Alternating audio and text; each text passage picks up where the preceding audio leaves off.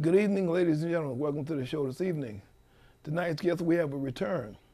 The brother came on approximately a year ago, and he's back to give an update on his status, what he's doing now with life, and how he's enjoying his life in the free world today. So we want to bring on Dauras today to the show. Welcome to the show, my brother. Oh, thank you for having me. Welcome back to the show. Again, thank you for having me. And we're going to say welcome home after a year. After about 17 months, actually. 17 months, is that right? Yeah. Been that long? It's been that long. My goodness, It's going by pretty fast. Okay. Now we gonna talk a little bit about what you're doing today. Okay. You know, opposed to you coming home and getting back in the stirrups, so Right. to speak. So you've been on a while now, Mm-hmm. and what are you doing now? I'm currently working with LSPC, Legal Services for Prisoners with Children, but I'm specifically working for the component of that organization called All of Us or None. Okay. And we're a nonprofit organization. We're a grassroots organization, and our sole mission is to restore the civil rights of formerly incarcerated and currently incarcerated men and women.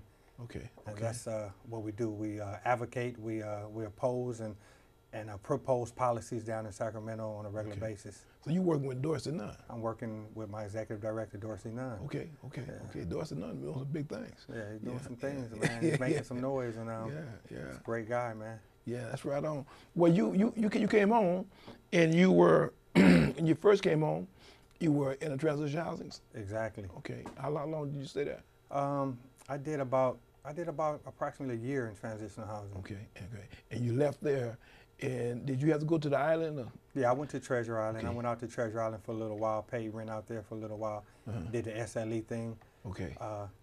Got used to paying my own way, paying my bills, and buying my own food, and and cooking for myself, and it acclimates you back into society. Right. So after that point, I decided it's time for me to get my own place. Okay. So you got your own spot. You kind of like cut the cord and and cut the apron. Yeah.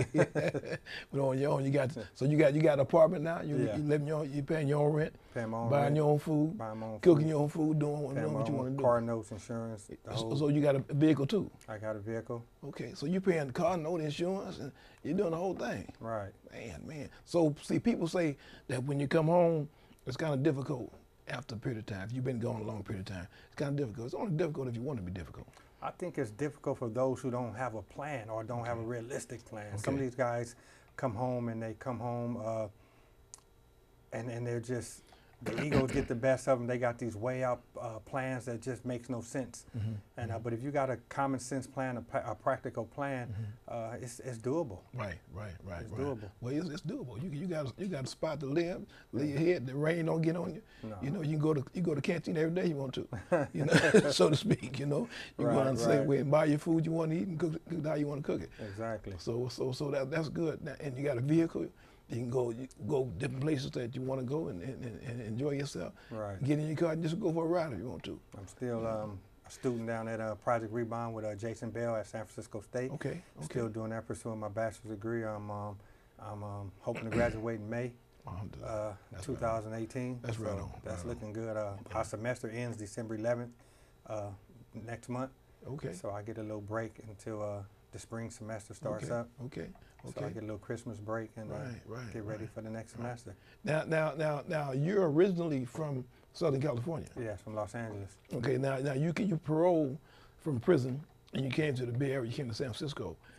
Were you forced to come to San Francisco? Did you have to come to San Francisco? No, I chose though. I actually picked San Francisco. I was thinking of some other places I can go to, but then after talking to Jason Bell and getting accepted by Project Rebound, I thought this was the place for me to be. I was going to get an education for free, get a bachelor's degree for free. I couldn't pass that up. It was an opportunity for me to excel. Sure. And so I came to San Francisco to pursue my education. Okay. Now you're going to school to get your bachelor's degree. Right. Okay. Now, did you, when you left prison, did you gain anything in prison as far as the education? Did you, what? In prison, I was able to attain my my associate's degree prior to being released, and I was able to get certified as an office in Word, Excel, PowerPoint, things like that. So I had some vocations under my belt, and I was able to graduate with my associate's degree prior to coming home. So those things do help when you get out here, especially being computer literate. That was one of the main things when I went in to work with Dorsey, that they wanted to know if I was computer literate. Right, if I, right. you know. Well, in today's world, you got to know something about computers. If you Right. don't, you lost. You know, Yeah. you know, and a lot of people come home from prison. You know, if you don't learn while you're in prison something about computers, when you come home, you just, you know, the phone is a computer. Phone is a computer. So you got Exactly. to know something about Yeah. that phone and about computers in order to get a foothold in anywhere. Right. To in keep the up, society. just Right. to keep up. Right. So the work that you're doing today is something that can allow you to have a good career.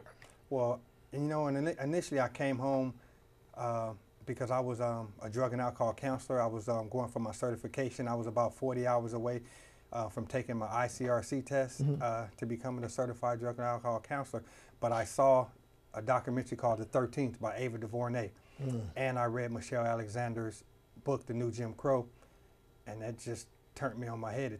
It opened my eyes, and at that point I decided I wanted to become an advocate for to help end mass incarceration. Right. I started working with AFSC, American Friends Service Committee, through Jerry Elster and Laura Magnani, and went on over to All of Us Are None with Dorsey Nunn. I got hired on over there for full time, full benefits, dental, vision, the whole get down. Right. They put me on salary, and I've been working there. And you know, we did Ban the Box, the Fair Chance Ordinance. So now when the guys that are coming home now, when they go to fill out a job application, they won't see that question of if you've been convicted of a felony on the job application anymore, because of All of Us Are None.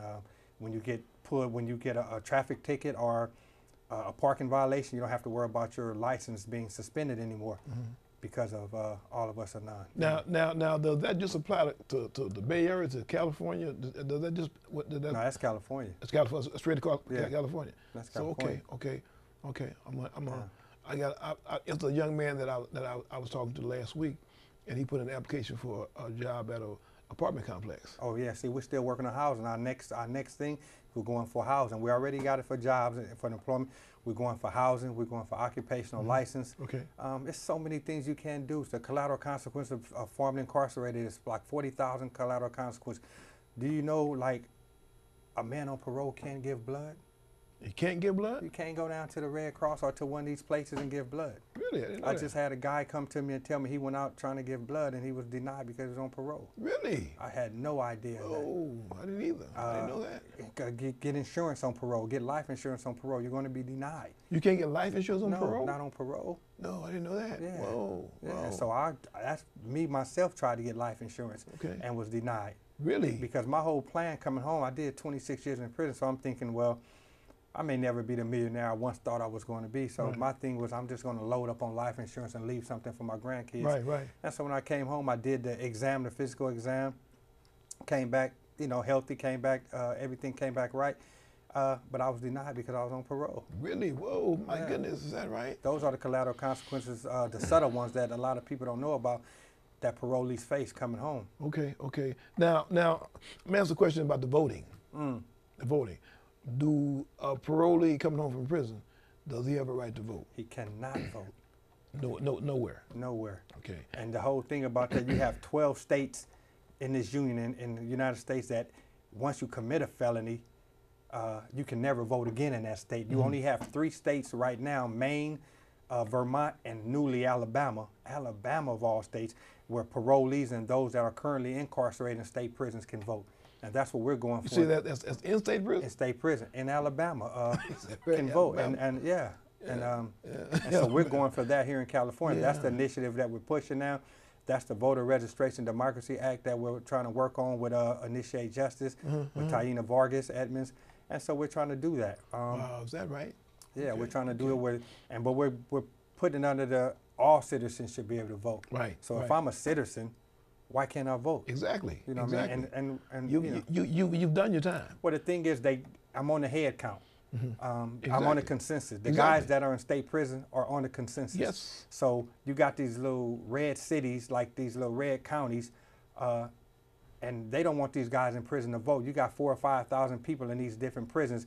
They know that's going to affect who's going to be the sheriff, who's going to be the judge, who's going to be the district attorney. Right. And so they don't want that.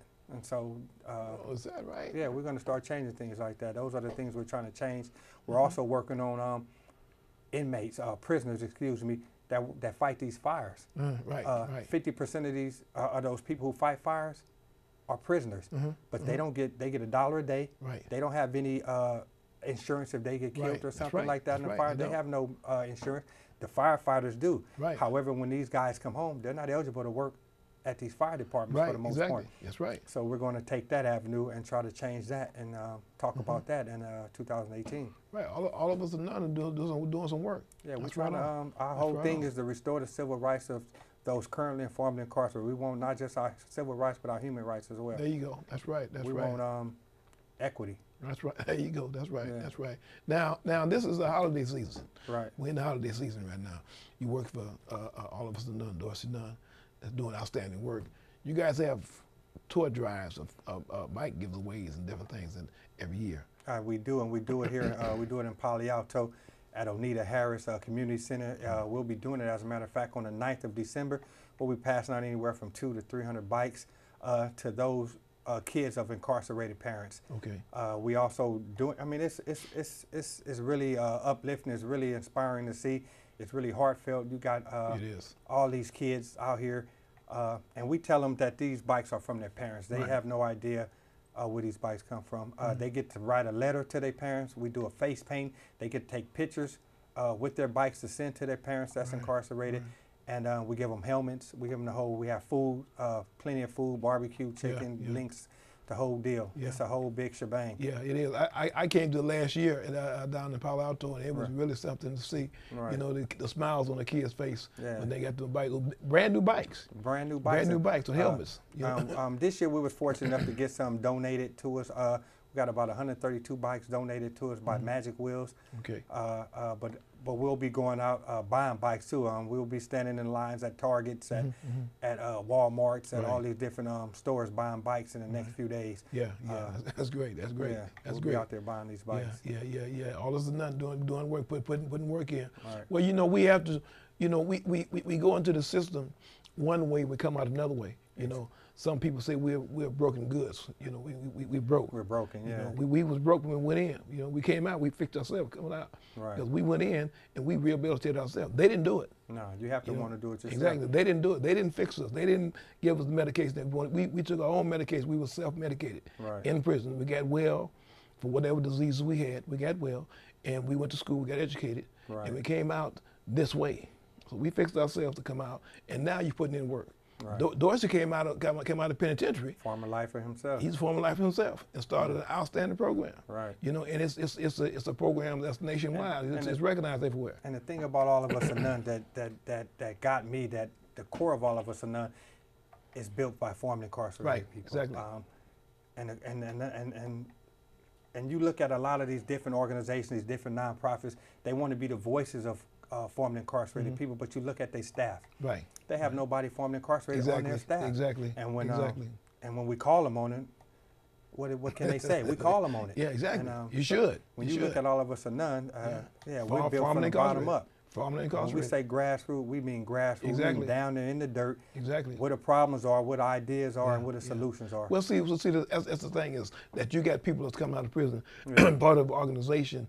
Who better to run an organization? Who's better to tell somebody something that's been in the trenches themselves? If we're closer to the problem, we have to be closer to the solution. Exactly. If the problem is affecting us, if we're impacted by the PIC, Prison Industrial Complex, who else is more closer to the solutions than those that's impacted by it mostly? Exactly. So the work that's being done, I mean, you come out, you're doing outstanding work, my brother. I give you kudos up and down. You give me kudos. You're doing outstanding work. You know, from where you came to where you are now. Right. You know, you came from I call it the cesspool. Right. Exactly. And then you went into hell. Right. You know, because we was in the cesspool before we went to prison. We was in the cesspool. We was all kind of waste and mud and whatever it is. Then they sent us to hell, and we seen everything in hell that's to be seen. I mean, everything. I'm telling people, we seen everything that's to be seen. We seen the good, bad, ugly twice and 4 times over. Yeah, and then they took us out of hell and put us back in society. And they said, what you gonna do with your life now? You know, and it's plain. What you're doing with your life is outstanding work. You Whole know, goal is amend the 13th Amendment, man, at some point. I mean, I know it's a lifelong struggle, but yeah, it can be done. it's going to be done. It can be done. In this country, United States of America, we had a black president. Yeah. So we had a black president, and our ancestors thought it would never happen. They cried. Yeah. They cried like babies when they saw Barack Obama become president. We had a black president in the United States of America. I know. I really, really, really wish my dad could have saw that. Yeah, yeah. He passed away yeah. prior to that, though. Yeah. I mean, that's honestly, looking back at that, that's one of the motivating factors of my life. Watching that, I was in the SHU program when Barack was elected president. I was watching it from the SHU. From the SHU program, in prison. Yeah. And, I taped the entire episode from the very beginning to the end. I got the whole. I got 4 or 5 tapes that I taped the whole thing. You know, because that's something that you we'll never see again. Not here in America. You know what I mean? We might not never see it again. If we do, obviously it's God's will. but the way things are happening now, man, this is the cold country. Yeah. You know, and we got to fight for our rights that we have taken from us or that we gave away. We got to fight to get them back. And people really don't understand. You know, and I try to talk to people. I go around. I do presentations. I speak, and I'm not. I mean, I think everybody's part of the Black Lives Matter movement. Sure. But when I try to tell people about Black Lives Matter to a certain extent, I'm not saying no other lives matter or no other races matter. We know other races matter. We know other lives matter. Sure. But when we say Black Lives Matter, my point is, when Thomas Jefferson wrote "We the People," he didn't mean he had 250 slaves. Right. He didn't mean when they said justice and liberty for all, he had 250 slaves. Right. He didn't mean no black slaves. lives. That's why we're saying Black Lives Matter, because blacks been excluded. Exactly. Blacks been for so many years. For so many years. So That's many all years. we're saying. It's like, you know, it's not include saying, us. Include us. We're going to be included. Exactly. We're going to make sure we're included. I mean, you're not just going to leave us out. Right. But see, what we're doing is we're taking back our rights rightfully. We're taking back what's been taken from us. Yeah, we're doing it civically. Exactly. We're using common sense, the sense that God gave us, sense to take back what's been taken from us. We're doing it civilly and civically. Yes. You know what I mean? And that's the only way to do it. Right. You know, we know already that violence don't work. Right. We know already we can't burn out our neighborhoods. That don't work. No, we got to ride around and look at it. You know what I mean? So we can't do that. We got to use it. Like I said, we got to the common sense that God gave us. We got to use that. You know, and that's what we're doing today, because people that's coming home from prison, we got people coming home in large numbers right now. Right. You know what I mean? They are releasing us at large numbers. And the most part, like lifers who are released, our recidivism rate is still the lowest. Yes. Yes. We don't return to prison. We don't return to prison. I was just looking at Keith Wadley. Oh, I went to his thing the other day. I saw it this morning. Right. And I'm listening to what he's saying. You know, he said 57 lifers have come home. And only one went back, and that was for immigration. Yeah. Come on, man. Come on. What is that? He's doing great work over there. He's doing great work. Keith Wadley, man. He was my attorney boy. Yeah. You know, he's outstanding. I saw you on. He had your picture up there when he had all the people. Your picture was up there. Is that right? Yeah. Yeah, he's my attorney. He's outstanding, man. I give that man utmost respect. He can call me anytime. I'm going. Yeah. I'm going. Yeah. I'll be Doris there. and I and the rest of the office, we all went. Is that right? Yeah. Man, I had it on my calendar. My date book I lost last week. I lost it. Yeah. I don't know where it is. I had to buy a new one. So everything on my date book is gone. So everything that I have now, yours, I just remembered it and wrote it down last night. But I lost my date book, so I got everything got to come brand new. But we have to continue our work. The stuff that we're doing, we got to continue. We got to pass it on. We got people coming home from prison, and they need a support system. We got to have the support system. Our program that I work for, Talif Collector, we have a support system once a month, right? For formerly incarcerated, returned citizens. Yeah, I've been to your meetings in the past. Right. We want the sisters and the brothers to start coming out to these programs, because we need to sit down among people that we know. We know each other. We come from the same cloth, right? Under the same circumstances. We wore blue, a uniform for years, the same color. We couldn't put on brown or white. We had to wear blue for years. You see, so we come from the same cloth. We got to sit down and talk about what we need now. Exactly. What we need to have continue our transition. Because we're going through a transition. It's going to be for a long time. And it has to be family-centered, like we were talking about earlier. It's got to be a village. Yeah. Got to be a village. So we got to sit down and we got to talk about what we need to have our continual transition. Because relationships, people don't know how to have them. You know, people don't know how to get on the bus. Still, people don't know how to get on the bus without looking at somebody. Think somebody looking at them. You know, so we need to sit down and talk about this. How do we get away from that? How do we get that stereotype and to change things the way that it should be? And how do you work with your family who has these resentments, your kids? I came home Exactly. to a son with some resentments. Exactly. So me and my son I have a daughter who has some resentments toward me right now. So so we have to work on this. Yeah. And we got to do it together. We can't just say, okay, I'm going to go over here and talk to the psychologist that went to UC Berkeley and got some paperwork. You don't know me. Yeah. You don't know nothing about me. You don't know the dynamics exactly, of my family, how they work. Exactly. So we got to sit down amongst people that we know, that we're comfortable with, we can open up and talk to, and get it right. And that's the only way it's going to happen. I think that's great. I think that's a great That's all that's idea. going to happen. So this is what I'm pushing now, is us to sit down together, and the women and the men, because we need the women there too, because they're the other part of us, and we're the other part of them, and we got They to were sit impacted down. as well. Exactly. Yeah. You know, because they know how they want to be treated. Right. You know, we don't know how they want to be treated, but they know how they want to. They got to tell us, and we got to tell them how we want to be treated. So we got to do this, and once a month. Talib Collective is having support circle. We're gonna try to get it twice a month. We're gonna try to get it in the daytime and the evening time because people work hours, you know. Yeah, people don't really see how the prison industrial complex impact family. They don't really see what it's like when a young lady goes to jail at 19, 20 years old and does 25, 30 years. It affects the family bad. Well, that's her childbearing years. Yeah. She's not going to have children. Right. And what it looks like when a man goes to jail at 18, 19, 20 years old and he doesn't reproduce. Right, or, exactly. Or when he leaves his children behind. Right. And at that such child a young grows age. up with a resentment. He got feelings, man. 50% of the inmates currently incarcerated or prisoners currently incarcerated have children of minor ages. Exactly. And they growing up, they had feelings like, man, how you gonna come on and tell me to do something, clean my room? How you can't tell? You've been gone for 20 years. Who are you? 50% of those locked up. So we got to work on that. Yeah. We got serious problems. Minor children. Yeah, we got to work. We got serious problems. So we got to get these groups, and we got to sit down amongst us. You know, the lifers, the returned citizens. Right. They don't have to be lifers. Long time offenders. Been in prison 10 years, 20 years. Long time offenders that's been gone. We got to sit down. We got to talk about this. I'm gonna send out some flyers on our support circle. You know, to more people that I have. Matter of fact, I'm gonna send you something. I want you to pass them out. Exactly. Because we need to get these people in this room and talk about this. You know, we ain't gonna talk about no check-in. No, the check-in's over with. We need to talk about what problem are we having at home. What problem are we having getting jobs? What problem are we having?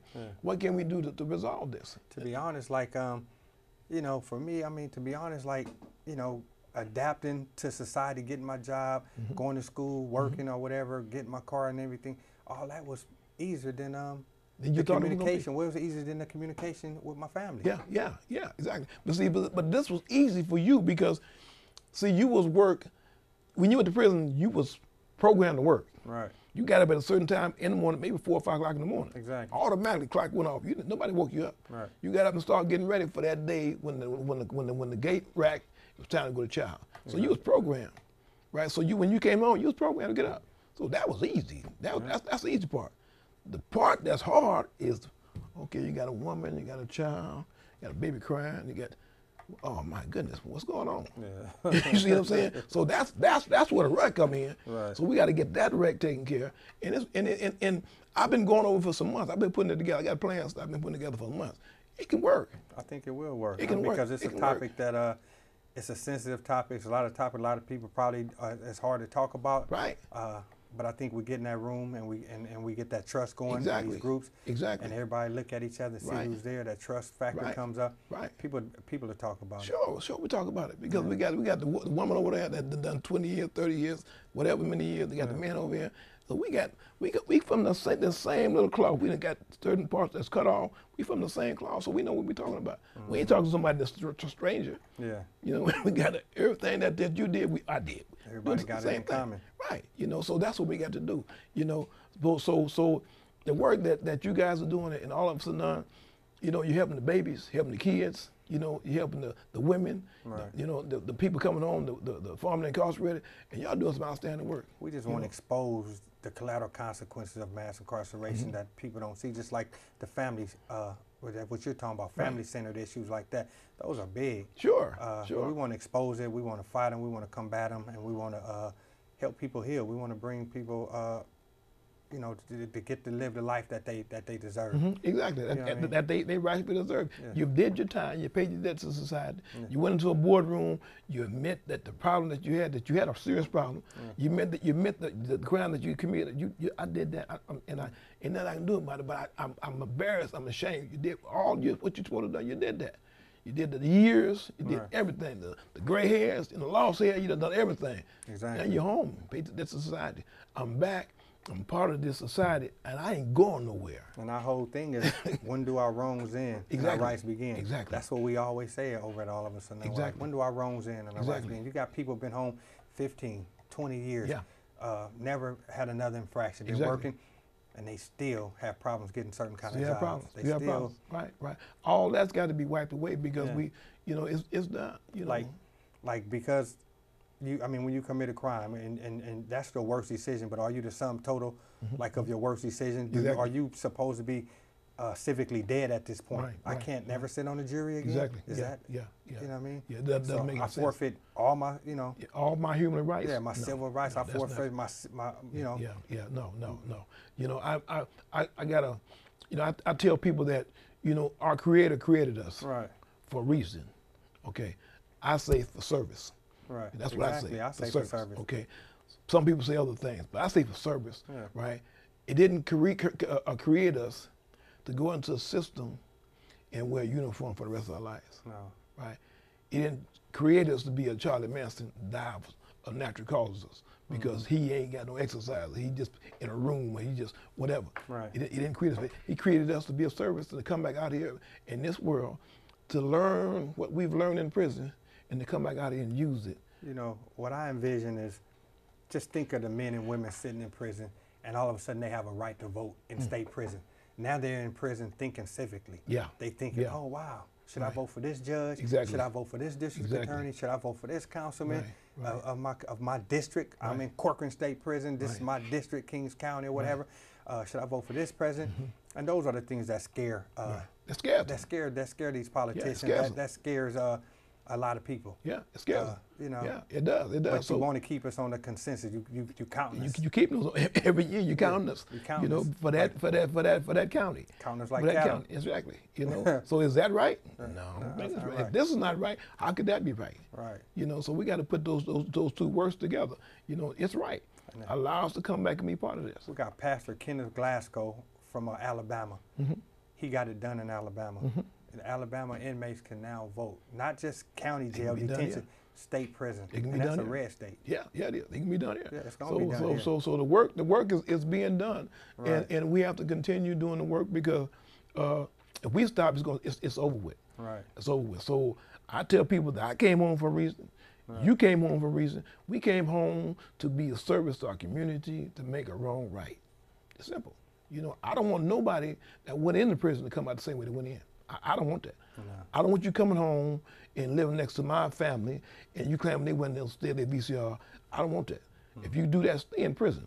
I want you to come out of prison better than you was when you went in, so when you come out, you can improve your neighborhood, you can improve your community, improve this world out here.